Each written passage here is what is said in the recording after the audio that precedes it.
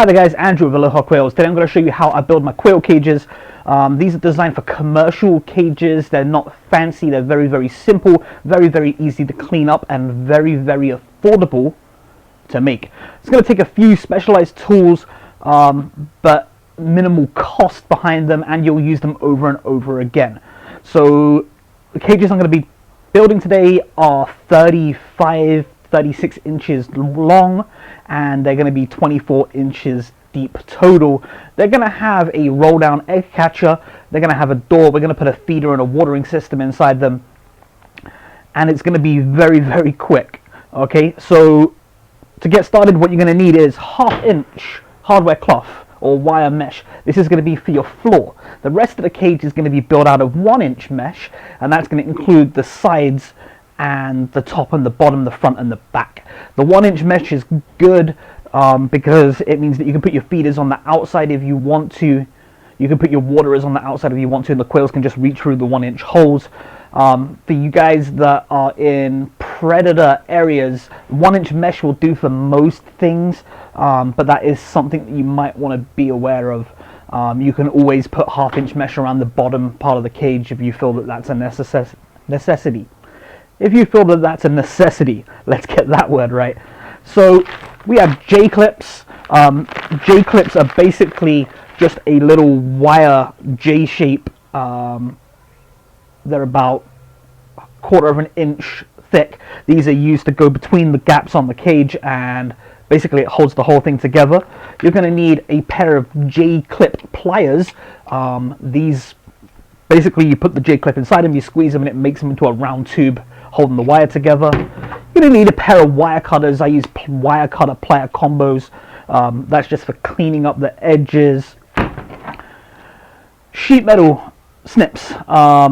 They make very light work of these wire mesh. So the 1/2 inch and the 1 inch.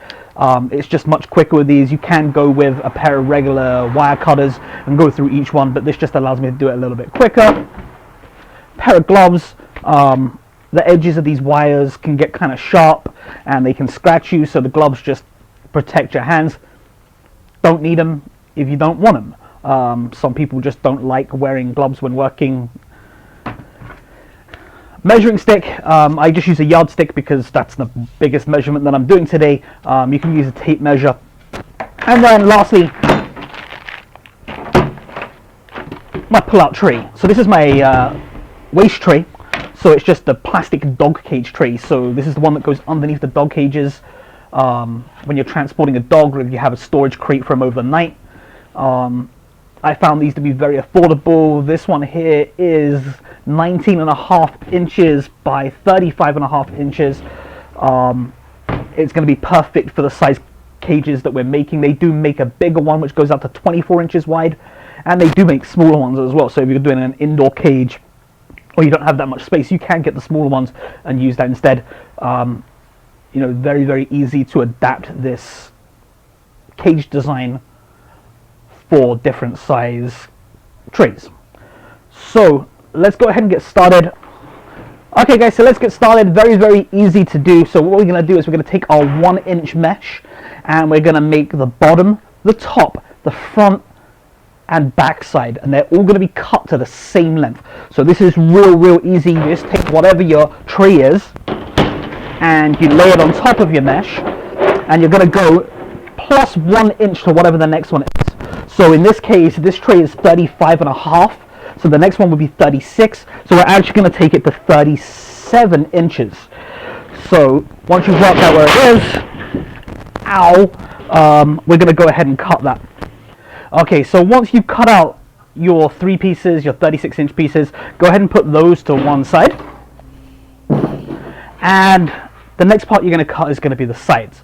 So because the cage is a total depth of 24 inches, we're going to just cut the same distance as a 24 inch piece of wire. The total height you're going to need is going to be 14 inches. So that's going to incorporate a 2 inch front to back angle for your egg catcher, for your automatic egg roller catcher. So what you're going to do next is you're going to take your 1 inch mesh, you're going to count out 14 inches, and we're going to go ahead and cut that. So as I said, is you can use your measuring stick, or you can just do it the old-fashioned way, which is 1, 2, 3, 4, 5, 6, 7, 8, 9, 10, 11, 12, 13, 14. You're going to cut on the outside of the 14th one. And then you're just going to go ahead with your wire cutters, and you're going to cut the whole length, and you're going to make 2 of these.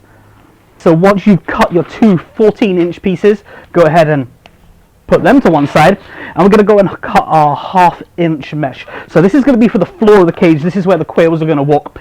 This time we're not going to use the plastic tray to measure, and the only reason is because we're after that 36 inches, and because these squares are smaller, it can cause a little confusion. The other one is nice and easy because it's just the next one over. With this, there's actually going to be 2 bars over, and if you do it wrong, you're going to end up short, and then it's just not going to work.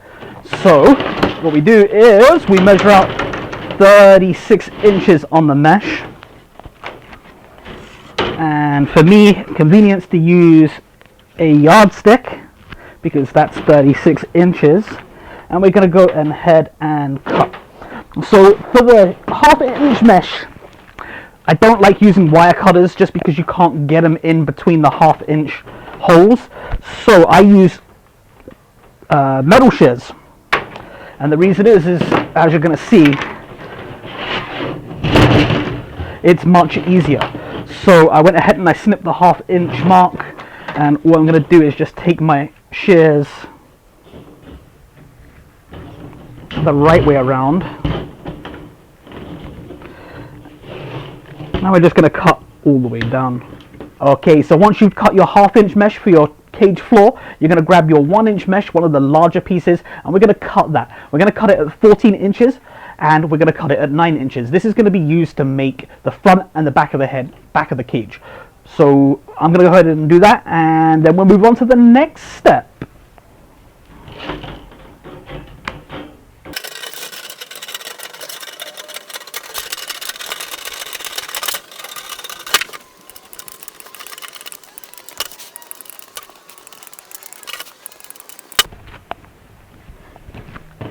Okay, so as you can see, we've cut out our 2 pieces. We've got a 14-inch piece and an 8-inch piece, and now we're going to start assembling our cage. So let me grab my pieces and we can get going with that.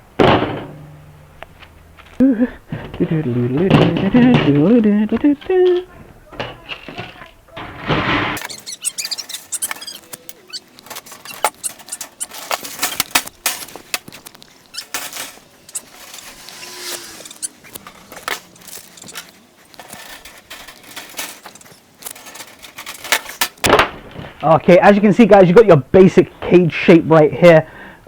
It will kind of straighten out as we go along and as we get the other pieces in, but essentially you can see here we have a basic box shaped cage.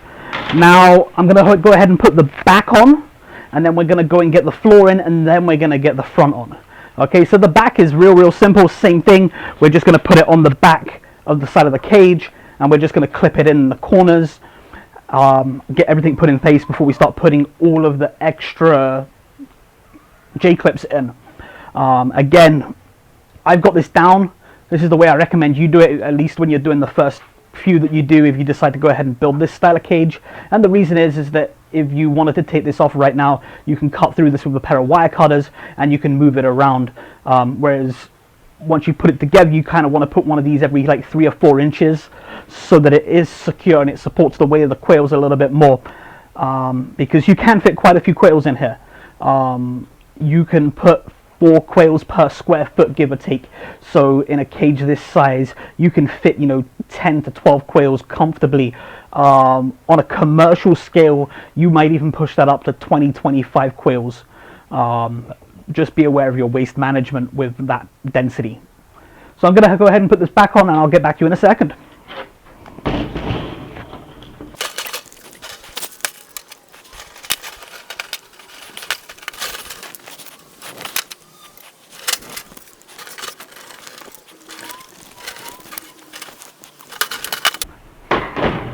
Okay guys, so I went and put the back of the cage on,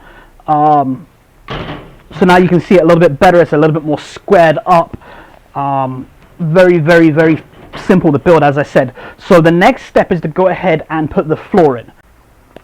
Okay, I apologize, at the beginning of the video I gave you the list of parts and stuff that you would need. I forgot zip ties. I use these little tiny zip ties to hold the floor in place before I put the J-clips, and the reason is the J-clips are kind of hard to go through the 1/2 inch mesh, so by using the zip ties it just makes things a little bit easier to get everything positioned correctly.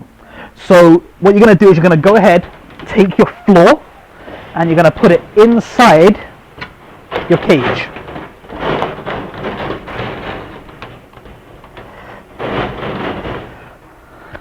So this is the back of the cage. You're going to count down from the top 9 spaces, the same width as the front of the cage.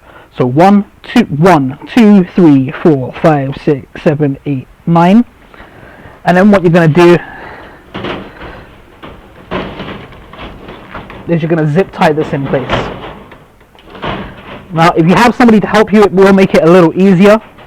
If you don't, then you just got to struggle and do it. It's not too hard, it just is easier with 2 people. So you go ahead, you put your zip tie in,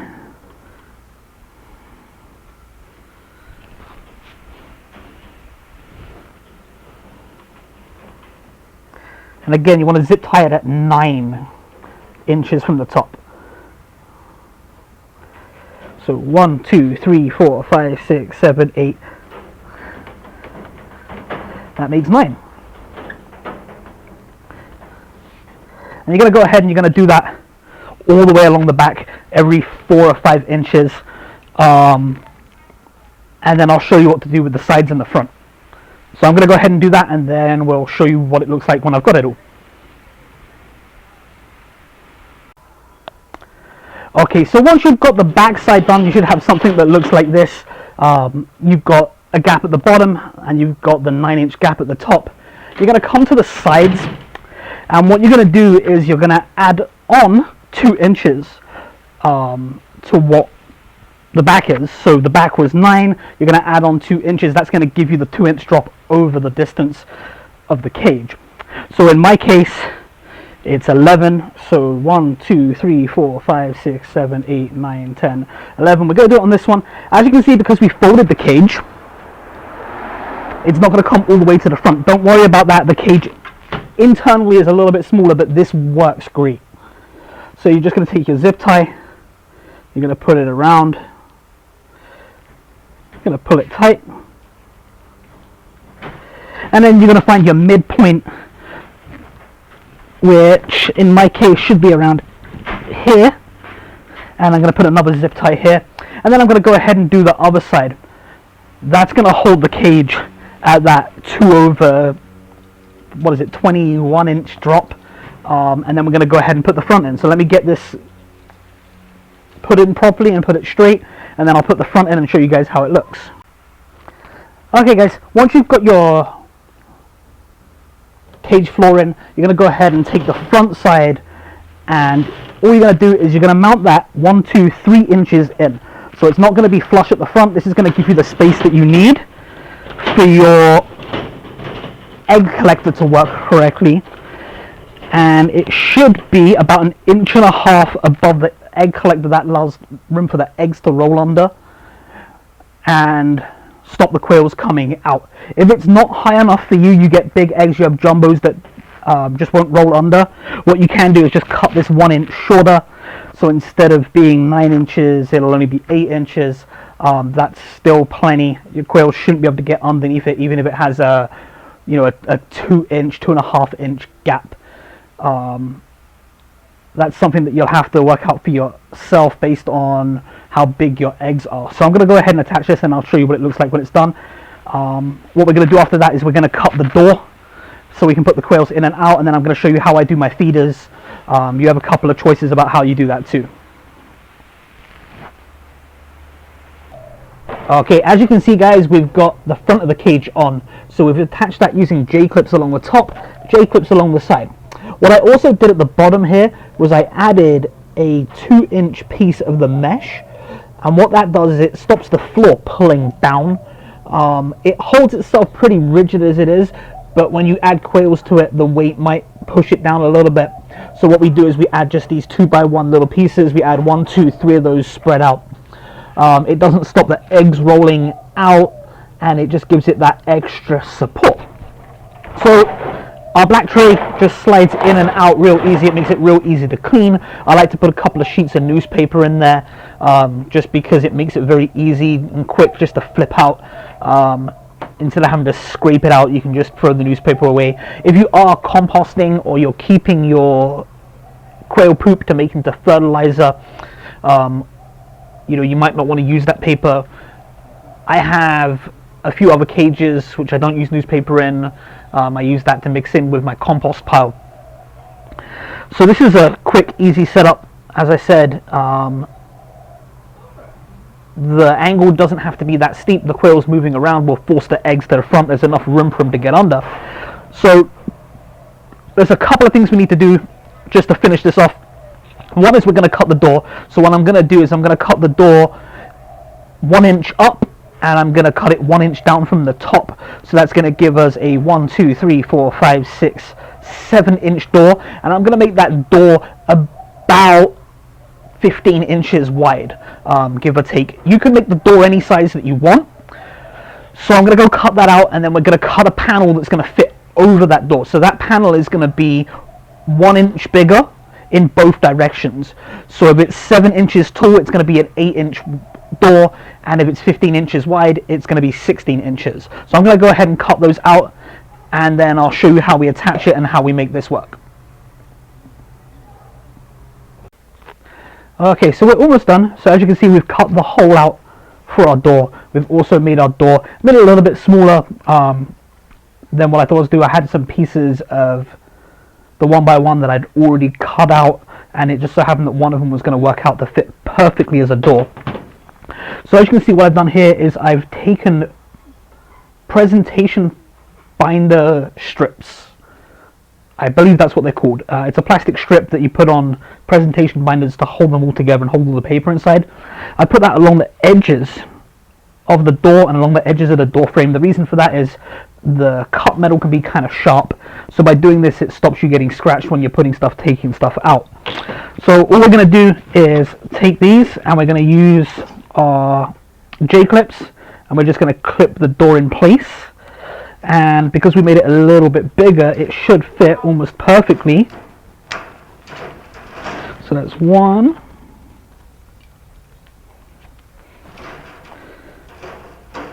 2,